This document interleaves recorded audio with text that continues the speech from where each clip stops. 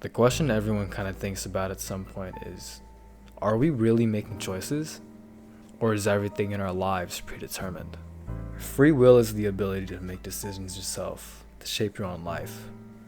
However, determinism says maybe everything you do is set in motion from the moment you were born.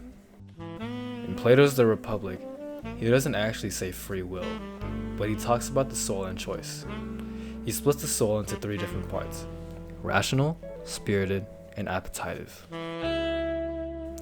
Plato's idea of freedom is using your rational mind to guide your actions.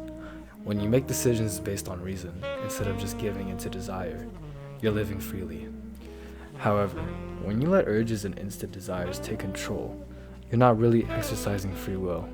You're following instinct rather than making a choice. So for Plato, free will is tied to virtue, not just doing whatever you want. Fast forward to Hegel, the 19th century German philosopher. Hegel says free will comes from self-consciousness. It's the ability to reflect on your choices, past experiences, and plan for the future. That reflection is what makes you truly free. Humans are smart animals.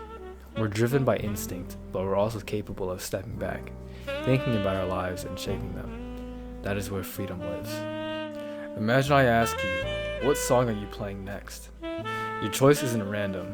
It's shaped by your mood, what you've been listening to lately, maybe even memories tied to certain songs. If I put you in the same exact situation again, you'd probably pick the same song. However, does that mean you don't have free will? Not at all. It just shows that our past experiences guide our decisions, but the choice is still yours. There are limits of free will, though. We don't choose the circumstances we're born into, such as family, your country or culture, language, or early experiences. All of this shapes who you are and what choices feel available. So in some ways, we're never fully free. Our lives are already a path set by factors outside our control. But the balance is, you can still reflect and act within those constraints. That reflection is your agency. Nietzsche claims that free will is a kind of illusion, that society invented the idea of moral responsibility so people can be held accountable for actions they didn't fully choose.